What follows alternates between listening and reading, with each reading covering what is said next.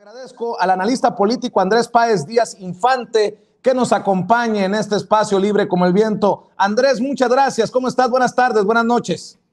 Vicente, buenas noches. ¿Cómo estás? Un gusto estar contigo en este programa patriota, libre y también estar con todo tu auditorio. Pues aquí revisando, Andrés, muchas gracias. Esta información que surge luego de la llamada del presidente Andrés Manuel López Obrador y la vicepresidenta de Estados Unidos, Kamala Harris, una visita de un grupo de altos funcionarios del gobierno de Joe Biden a México. Se habla incluso de que se estarían trabajando los detalles para una reunión Biden-López Obrador. ¿Qué te parece? ¿Qué tan importante resulta esta reunión entre representantes de México y Estados Unidos a solo horas de esta conversación telefónica entre el presidente y la vicepresidenta?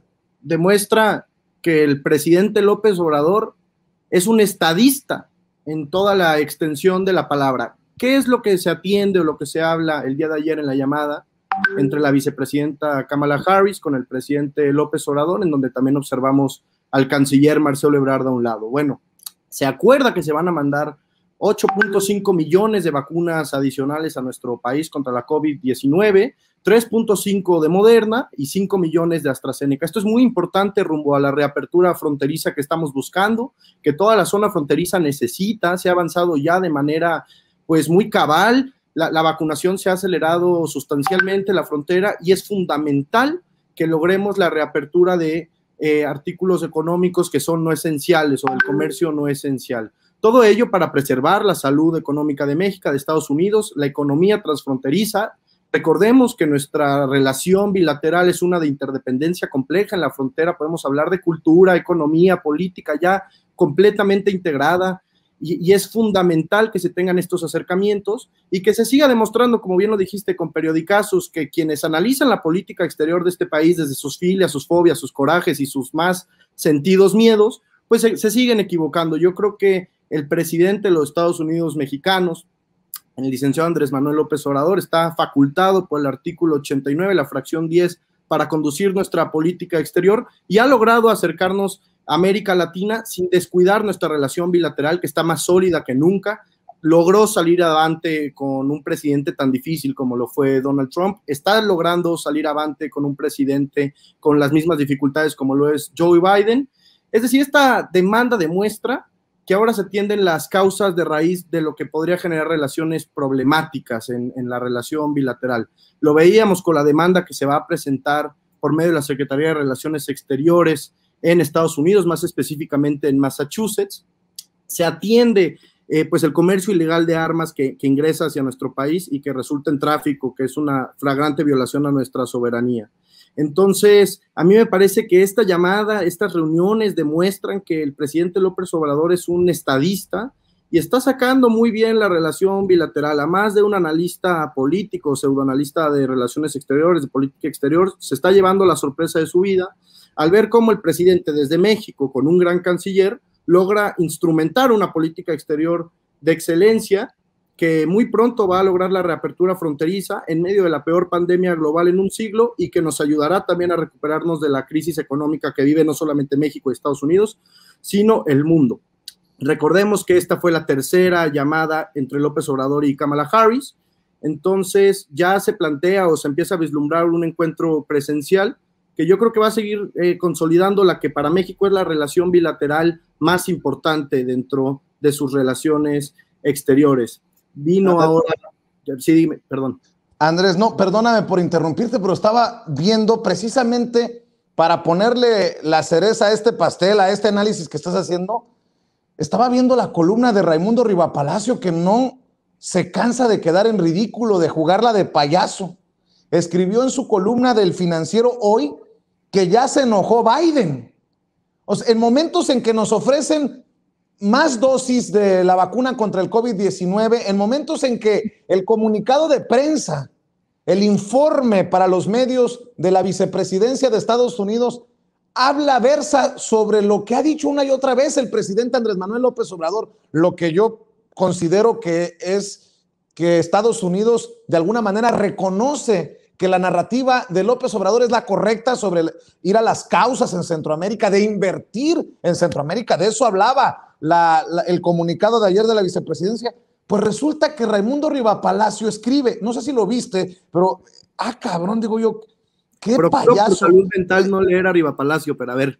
A ver, ahí te va. Ya se enojó Biden, escribe Raimundo Rivapalacio. Una vez más, el presidente Andrés Manuel López Obrador platicó con la vicepresidenta de Estados Unidos, Kamala Harris, lo que aparentemente volvió a colocar la relación bilateral sobre rieles. Esto incluso más que el contenido mismo de la conversación es lo más relevante de lo que sucedió este lunes por la tarde, porque en las últimas semanas la relación había entrado en un periodo de enorme turbulencia por un par de declaraciones de López Obrador que pusieron en peligro el volátil equilibrio que se vive con Washington desde el encontronazo con el gobierno de Donald Trump por la detención del exsecretario de la Defensa, el general Salvador Cienfuegos, que generó las primeras fisuras serias entre los dos países en años.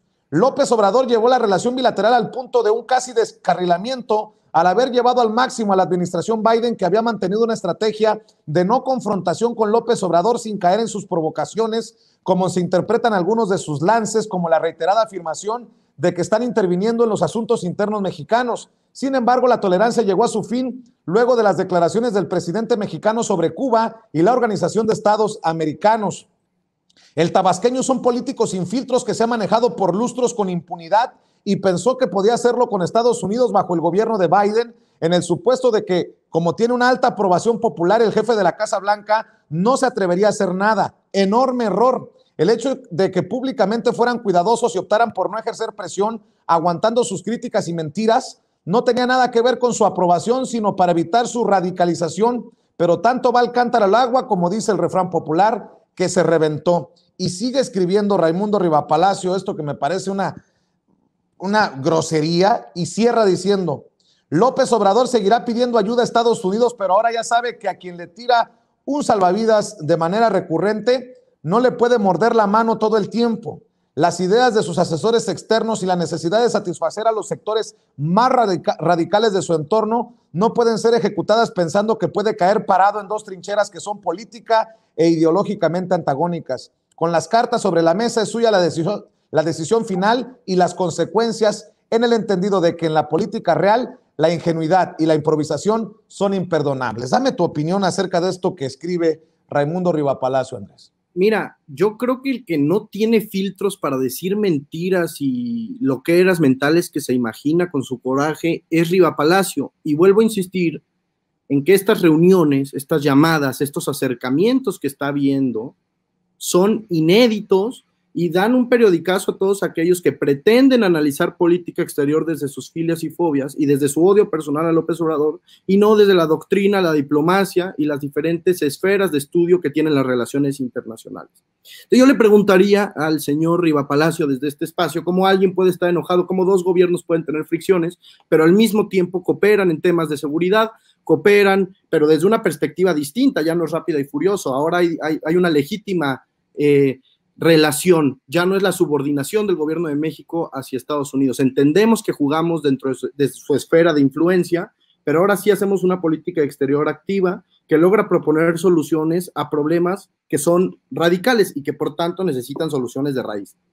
Ahora, yo creo que México ha logrado un equilibrio inédito y por eso lo mencionaba en la reunión de hoy de alto nivel entre funcionarios del gobierno mexicano y funcionarios del gobierno de Estados Unidos. Participa Jake Sullivan, el consejero nacional de Estados Unidos en materia de seguridad, el secretario de Seguridad Nacional Alejandro Mayorkas, es decir, vienen funcionarios de alto nivel y esas son las acciones mediante las cuales Joe Biden demuestra que la relación con México le interesa y el gobierno mexicano a su vez hace propuestas para mejorar la relación y la respuesta conjunta que tenemos que tener hacia la pandemia. Yo decía hace unos momentos que nuestra relación diplomática bilateral ya es de interdependencia compleja. Lo que pasa del otro lado de la frontera nos implica directamente en nuestra política interna y lo que pasa de este lado de la frontera también les implica a ellos dificultades o avances.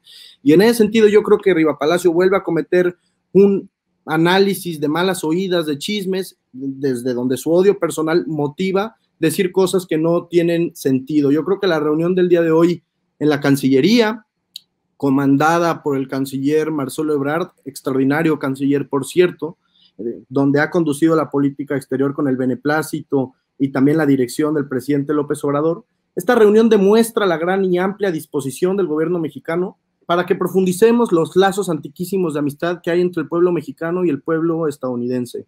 Entonces yo creo que no se trata únicamente de visitas de cartón, de compromiso, de simulación, como fue en el Peñato o en Calderón, donde éramos completamente sumisos hacia las decisiones de Estados Unidos, sino que se demuestra un verdadero interés de atender los temas de la agenda conjunta, que son muchísimos: economía, seguridad, reactivación. Es decir, tenemos una amplia gama de temas que tenemos que atender de manera conjunta, y creo que lo estamos haciendo con gran habilidad diplomática. Muestra de esto es que hoy nos mandan o nos mandarán, ¿se acuerdan? 8.5 más millones de dosis. Entonces yo recuerdo el comentario del expresidente espurio Felipe Calderón, donde decía que para el 2105 íbamos a lograr a vacunar a la mayoría de la población mexicana. Pues le tengo una sorpresa.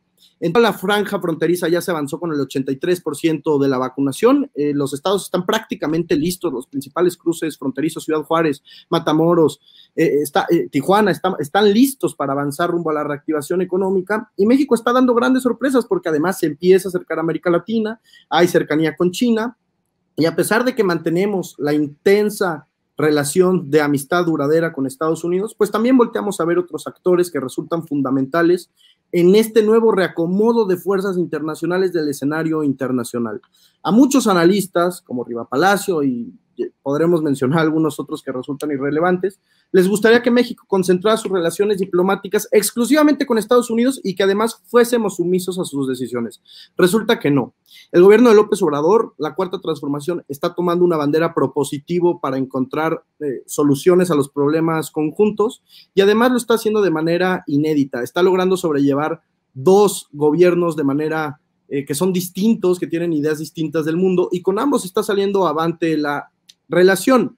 Por ejemplo, Vicente, en temas migratorios, sabemos que desde el 11 de septiembre de 2001, el tema migratorio para Estados Unidos pasó de ser una agenda política a ser una agenda de seguridad nacional. Por eso han sido tan duros y han tenido tanta dificultad con el respeto a los derechos humanos de la agenda migratoria. Bueno, tanto con Donald Trump, que tenía una perspectiva mucho más dura, como con Joe Biden, que en las palabras suaviza, pero en las acciones refuerza, México ha logrado sacar la agenda migratoria de manera cabal y con excelencia, entendiendo que esto ya no es un asunto político, sino que para Estados Unidos es un asunto de seguridad nacional, y que por tanto nosotros también tenemos que ofrecer soluciones como el vecino y uno de los aliados más importantes que tienen. A lo que voy es que México dejó de hacer política exterior de niños chiquitos con un canciller extraordinario que además estudió relaciones internacionales en la mejor institución que hay para hacer eso, que es el Colegio de México, y se puso a hacer política exterior de adultos, de gente grande. Y yo creo que no hay más que con acciones demostrarle arriba a Palacio, como sistemáticamente se hace, cómo la relación bilateral va avanzando con diversos funcionarios que son extraordinarios, que además son muy jóvenes, como Roberto Velasco, y cómo México está haciendo una política exterior de excelencia que podremos analizar con la perspectiva histórica, a lo mejor en 10 años, como una de las más exitosas e inéditas que se ha dado por las grandes complejidades que ha tenido Donald Trump, el COVID, la crisis económica de 2020-2021, y aún así México refuerza sus relaciones con América Latina y refuerza sus relaciones con Estados Unidos. Eso no es fácil, y creo que al señor Riva Palacio se le olvidó apuntarlo. Andrés, para cerrar esta oportunidad que tenemos de conversar contigo, siempre interesante escuchar tu análisis, dejemos de ser ingenuos. La donación de vacunas de Estados Unidos a México, ¿a cambio de qué? Y te lo pregunto porque no es casualidad que a solo días de que Marcelo Ebrard se pronunciara por la hermandad mostrada por China en lo peor de la pandemia para extender la mano a México, llegan estos anuncios de más vacunas de Estados Unidos a México. ¿Le encuentras relación como yo? Mira, yo creo que México y Estados Unidos, los pueblos, ojo que no los gobiernos, porque han habido gobiernos que evidentemente de Estados Unidos que no han resultado ser amigos de México, son pueblos hermanos.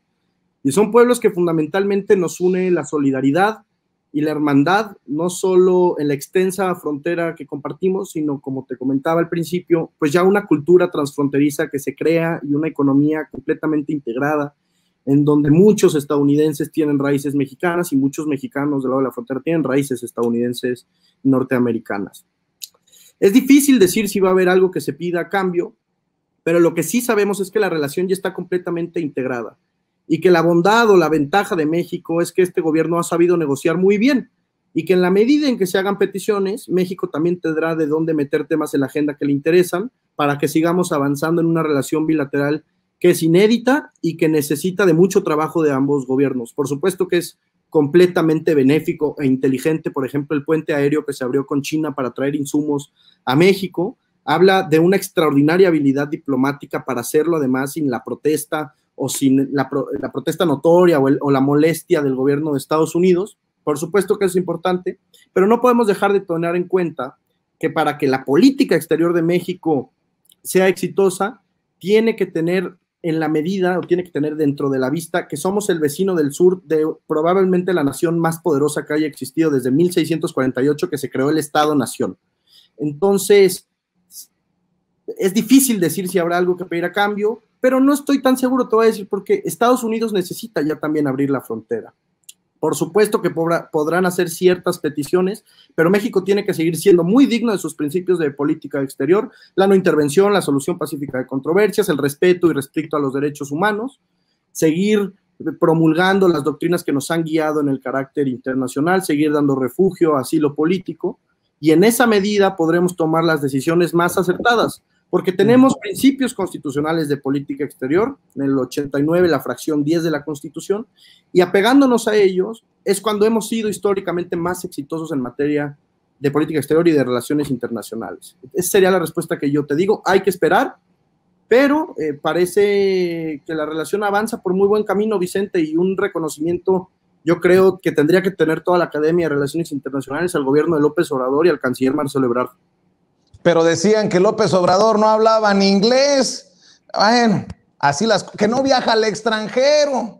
En fin, Andrés Páez Díaz Infante, te pido que mantengamos este análisis, este diálogo abierto para que regreses tan pronto como lo permita tu agenda y sigamos hablando de estos temas que son apasionantes. Por lo pronto, ¿por qué no le dices a la gente que nos está viendo en dónde te pueden encontrar, en dónde te pueden leer?